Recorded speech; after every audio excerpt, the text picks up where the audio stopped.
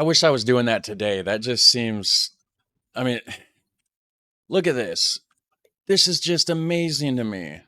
How's it going, guys? Welcome back to the channel. So, I've done a lot of videos on Dutch cycling culture, stuff like that. We all know that the Netherlands has more bikes than people and all that stuff. So, most of the videos that I've done reactions on with the bikes and like cycling as it pertains to the Dutch is usually focused on like in the cities, right? You know, car-free city, not car-free, but like less cars, right? In the cities, more walkable cities, stuff like that with the public transportation, cycle paths, and all that sort of thing. And a lot of the roads that have like the cyclers come first, then the cars.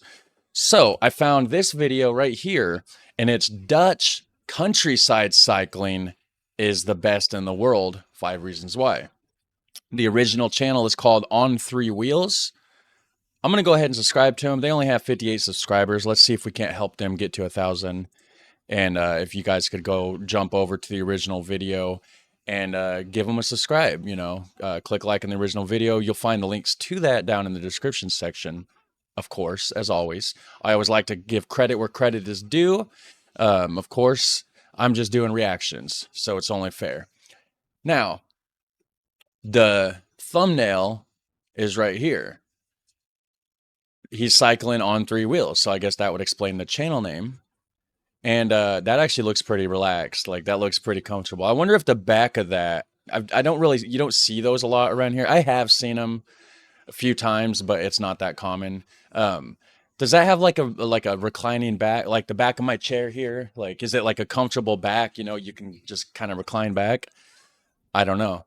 I mean, we're gonna find out, right?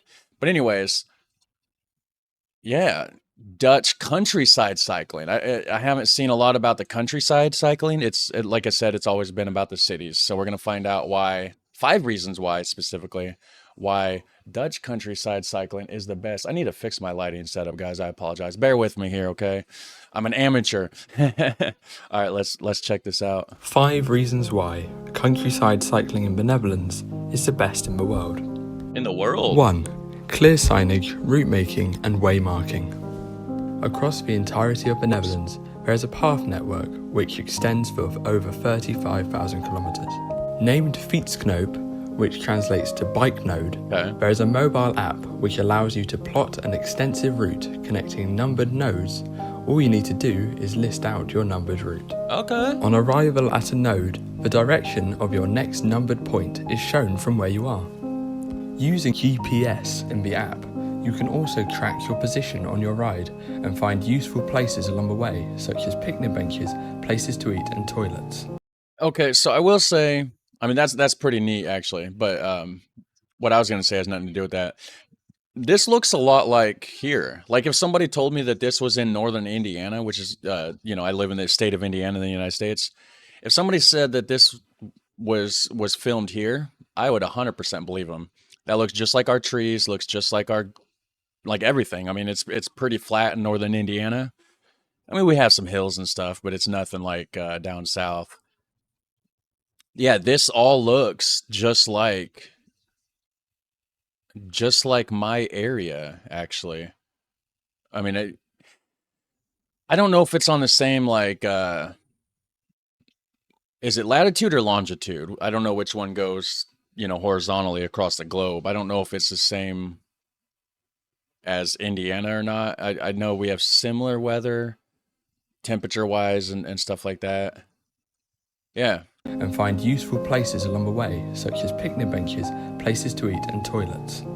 There is also a map at most nodes, so you can plan your route without the app if you wish. Fietsknoop is mostly for casual, relaxed cycles.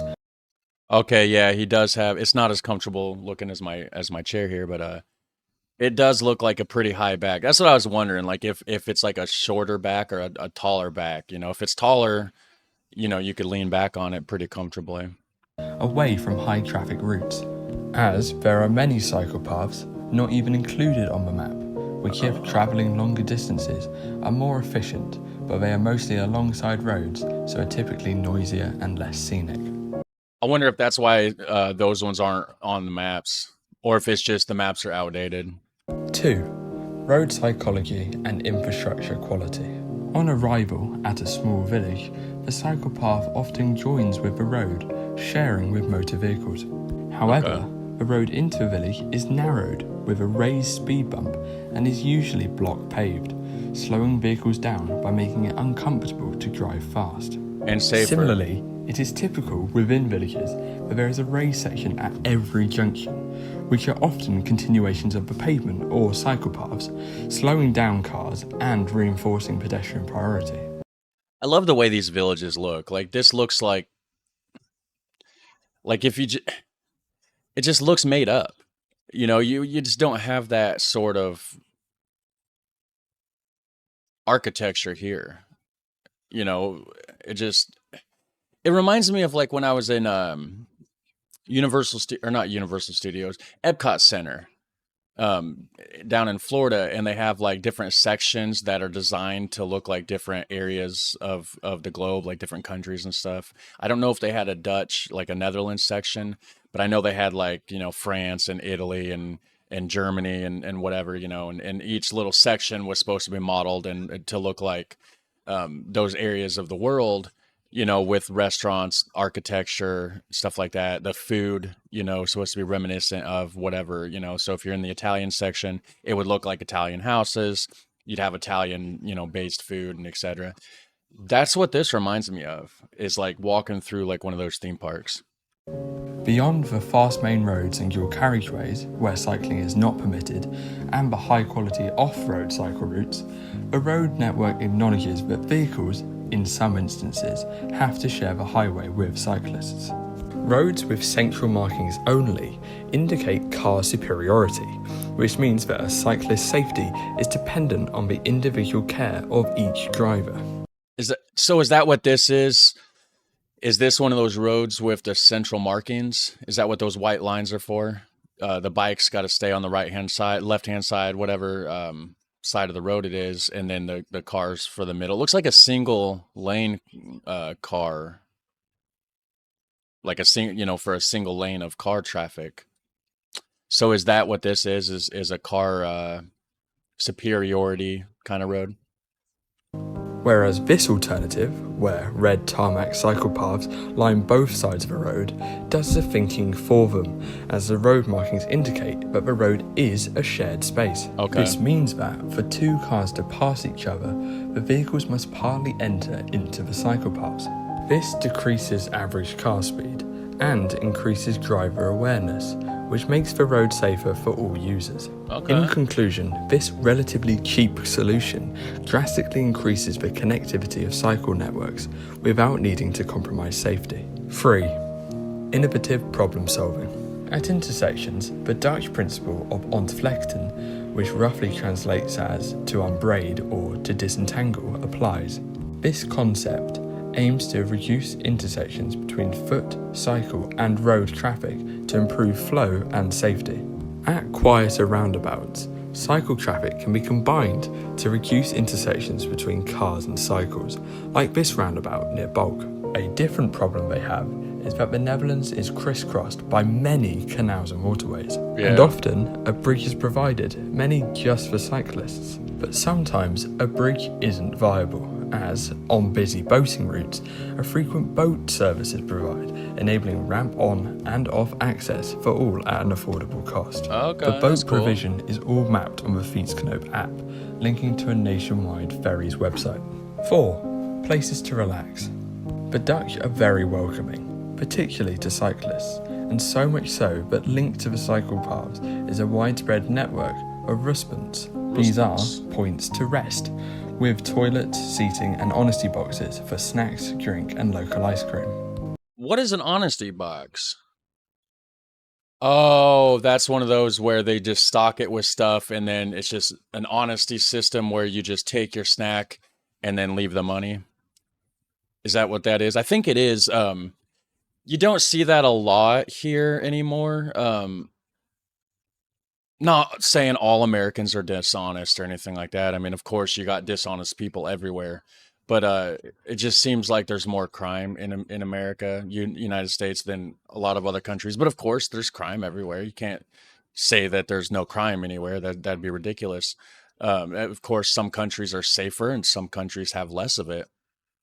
Um, I've seen honesty boxes before, but normally that would be in like smaller towns, maybe at like the local like bait and tackle store, where everybody kind of knows each other. They go down there to get their bait for the day to go fishing and stuff. Sometimes they would have something along those lines there, but or sometimes in front of churches, but then it's not a money thing though. Then it's like somebody donates food and then somebody that needs the food would go there and get it, for the needy people and stuff. So there's not really a money thing, but a lot of times people here, there's some people that are dishonest and they would take the money, from that. So then they started doing the thing where, it's all locked up and then there's this little slot where you put it in there for donations and stuff. But yeah. Recipients are typically provided by homeowners, farmers or campsites. They appear as interactive nodes on the Fietsknoop app, which allows them to be planned into longer journeys. Nice. In addition, the Netherlands is ample with bike-friendly campsites, hotels, shops and cafes. And sitting outside a cafe with a coffee and cake is the perfect way to end a ride. I wish I was doing that today. That just seems, look at this. This is just amazing to me. Reminds me of, I went to Holland, Michigan. If you haven't checked out that video, go check it out now. It's on my channel. You just search for Holland, Michigan. It was founded by Dutch people, but there's a town there, and it was called Nellis, I think Nellis Dutch Village or something like that. And then of course you got the windmill. Is an authentic Dutch windmill from North Brabant province. No, South Brabant, can't talk, province. Of course, North Brabant's in Belgium. South Brabant is, no, I had that wrong. North Brabant is in the southern Netherlands. South Brabant is in the northern Belgium, right? Because it used to not be divided. But anyways, long story short, there's a Dutch windmill in Holland, Michigan that came from there. It was called De Swan, and it's from like the 1600s or something.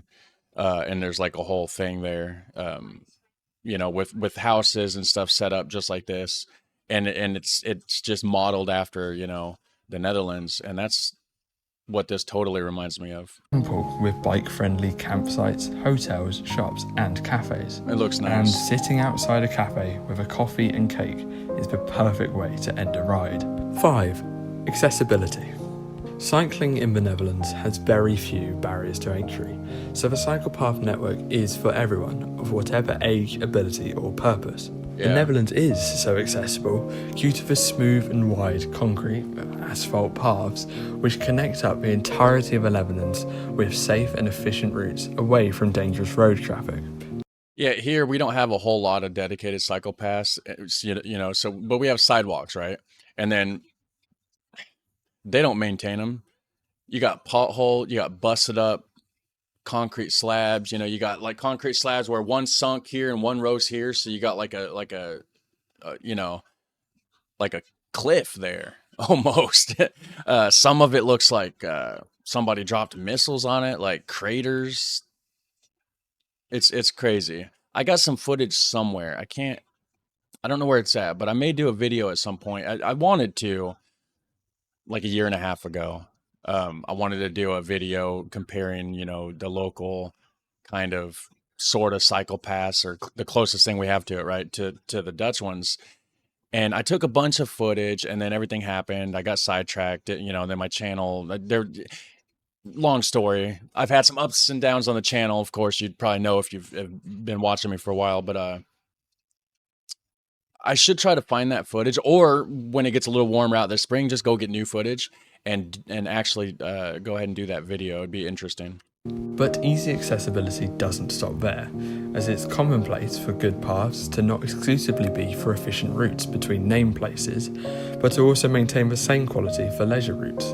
This means that it's wonderfully simple for anyone and everyone to explore nature areas such as forests, meadows and wetlands with no overgrown routes, rutted paths or obstructed access. Conclusion. Even after all of that, the Dutch are still set on improving, pledging to invest a further 1.1 billion euros into cycle paths and networks over the next decade. That would never happen here, unfortunately. Having visited the Netherlands many times from the UK, it would be incredible if more countries could think about public mobility the way the Dutch do. If you only take away one thing from this video, go and see it for yourself. It won't disappoint. I will. One of these days. One of these days. Yeah, so very cool. Very cool. I like the scenery over there. Besides the villages, because the villages look nothing like what we see here. But the actual countryside, I'm kind of surprised to see how similar it looks to here in northern Indiana. Like, I mean, it looks like there's the same, you know, trees, the same bushes, like off in the distance, you know, you see like fields, you know, in the one scene, it showed like a bunch of fields of corn. That makes me feel right at home because there's a ton of cornfields here. And then beyond that, you know, you got the tree line, and it just looks the same as what you would have here. And yeah, so we finally got to see, or I finally got to see countryside cycle paths, not so much focused on inside of the city. So rural Netherlands, right? Nothing about Amsterdam or The Hague or anything like that, you know, or Utrecht, you know, nothing about that in this video. This is the real Netherlands out in the rural countryside. So anyways, if you enjoyed my videos, go ahead and hit like, hit subscribe, share the video perhaps. It helps more than you know, and I appreciate it. And you guys have a super fun, awesome day, and I'll catch you on the next one. Take care, bye.